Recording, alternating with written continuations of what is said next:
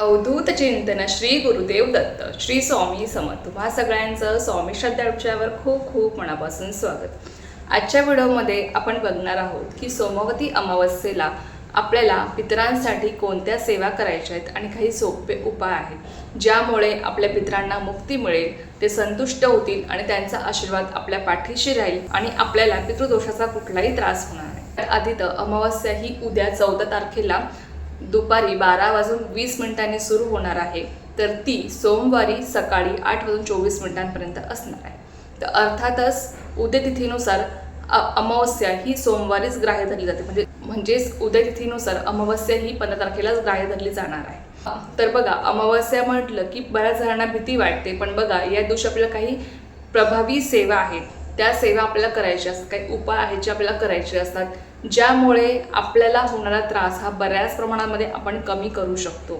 जसं की मी तुम्हाला कालच्या व्हिडिओमध्ये सांगितलं की आपल्याला या दिवशी आपल्या घरातील नकारात्मक ऊर्जा बाहेर काढायची असते, अलक्ष्मी बाहेर काढायची असते, तेव्हाच माता लक्ष्मी आपल्या घरी अखंड वास करत असते। मग त्यासाठी आपल्याला काही परमपूज्य गुरुमौलींनी काही सेवा आणि उपाय सुचवलेले आहेत जे आपल्याला या दिवशी करायचे असतात अमावस्येला।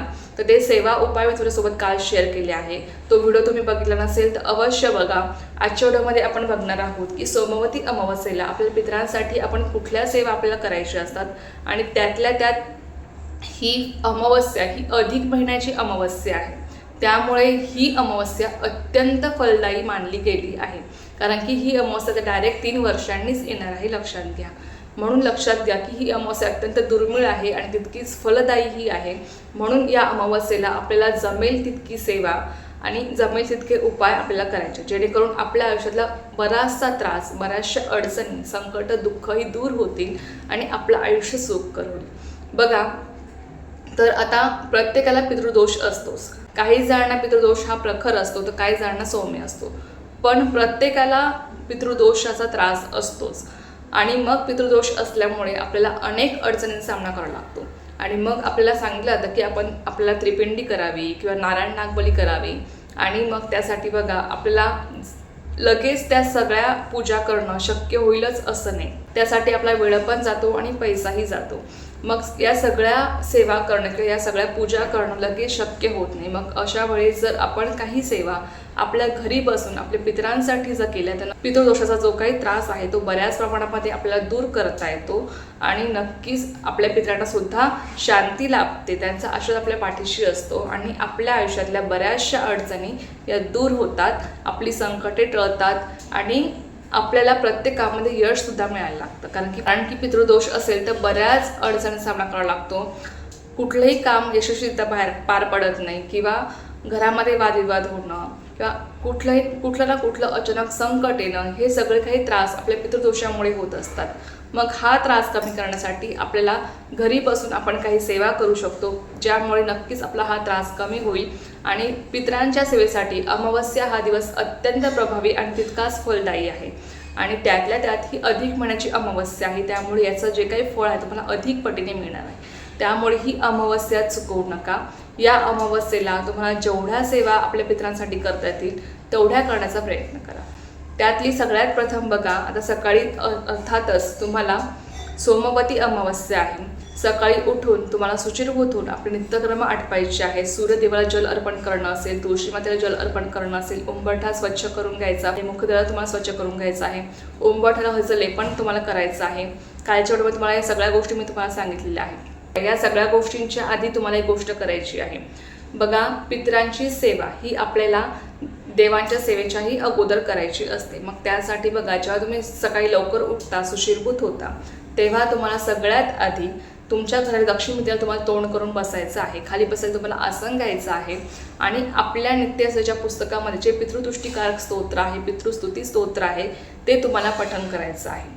बघा, जेव्हा तुम्ही हे स्तोत्र पठण करता तेव्हा तुम्हाला कोणाशीही बोलायचं नाही, इकडे तिकडे बघायचं नाही, तुम्हाला फक्त दक्षिण भिंतीला तोंड करून बसायचं आहे, हे स्तोत्र पठण करायचं आहे आणि हे स्तोत्र पठण करून झाल्यानंतर तुम्हाला आसन जे तुम्ही खाली टाकलेलं आहे तुम्हाला बसायला, ते आसन तुम्हाला उचलायचं आहे, ते आसन झटकायचं। यामुळे काय होतं की आपला पितृदोष झटकला जातो आणि तो बऱ्याच प्रमाणामध्ये दूर व्हायला सुरुवात होते। त्यानंतर हे आसन तुम्हाला व्यवस्थितपणे घडी मारून ठेवायचं आहे. त्यानंतर तुम्हाला हातपाय स्वच्छ धुवायचे आहेत. जोपर्यंत तुम्ही हातपाय स्वच्छ धुवत नाहीत तोपर्यंत तुम्हाला कोणाशीही बोलायचं नाही. एकदम तुम्हाला शांत राहायचं आहे ही सगळी क्रिया होईपर्यंत. त्यानंतर तुम्ही देवपूजा वगैरे करू शकता. तर आता बघा, पितरांच्या सेवेसाठी आता ही एक अत्यंत प्रभावी सेवा आहे जी आपल्या केंद्रानुसार आहे आणि जी आपण रोजही करू शकतो देवपूजा करण्याच्या अगोदर. कारण की पितरांची सेवा आपल्याला देवांच्याही अगोदर करायची असते. कारण की बघा, जोपर्यंत आपले पितर संतुष्ट होत नाहीत ना तोपर्यंत आपण जी काही सेवा करतो ना ती सुद्धा फलित पावत, त्यासुद्धा आपल्याला फळ मिळत नाही. म्हणून पितरांना संतुष्ट करणं, त्यांचा आशीर्वाद आपल्या पाठीशी असणं हे खूप जास्त महत्त्वाचं आहे. तर ही सेवा तुम्हाला नक्कीच उद्या करायची आहे. सोमवती अमावस्या आहे, त्यामुळे अधिक महिन्याची ही अमावस्या आहे, त्यामुळे नक्कीच ही सेवा करायला विसरू नका. अगदी साधी सोपी सेवा आहे आणि नक्की करा.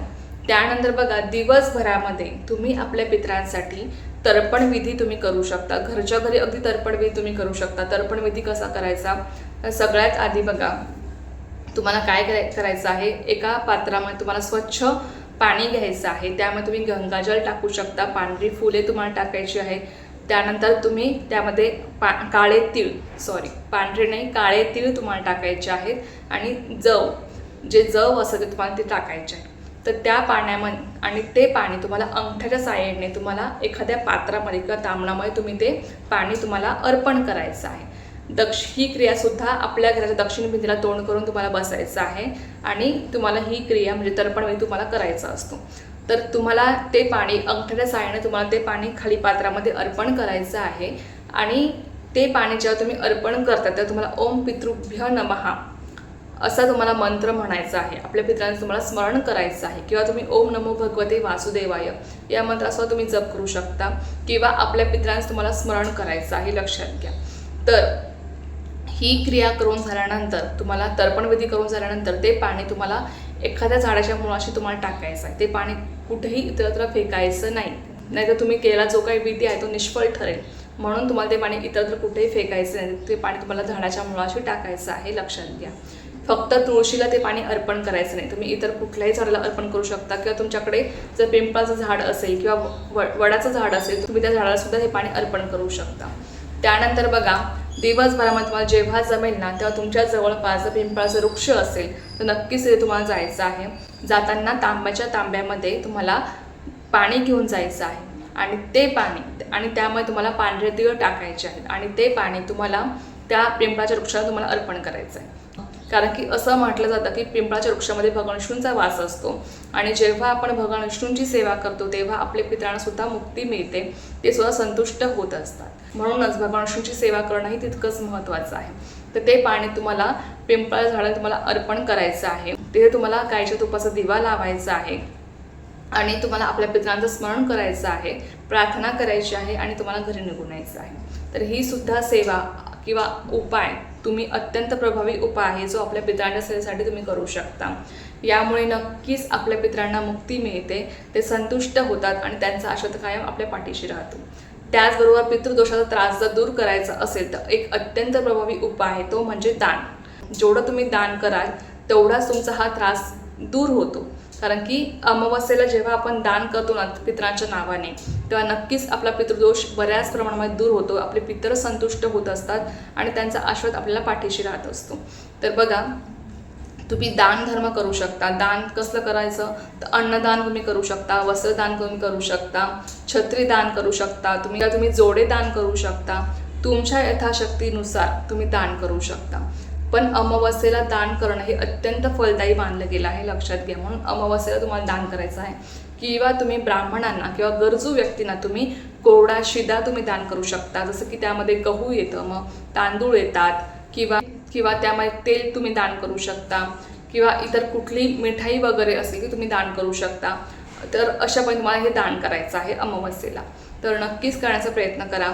या सगळ्या उपायांमुळे आपला पितृदोष नक्कीच दूर होईल आणि ही अमावस्या डायरेक्ट आता 3 वर्षांनी येणार आहे. त्यामुळे तुम्हाला यातील जेवढ्या जमतील तेवढ्या सेवा करा.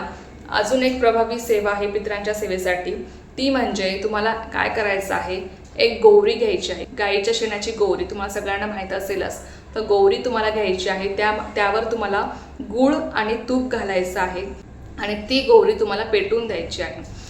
त्यानंतर बघा तिचा जो काही धूर आहे तुम्हाला संपूर्ण घरामध्ये फिरवायचा आहे. यामुळे सुद्धा आपला पितृदोष बऱ्याच प्रमाणामध्ये कमी होतो आणि आपल्या घरातली जी काही नकारात्मक ऊर्जा आहे ती सुद्धा बाहेर जाते. सकारात्मक ऊर्जेचा प्रभाव आपल्या घरामध्ये वाढतो आणि आपल्या घरात सुख शांती नांदते.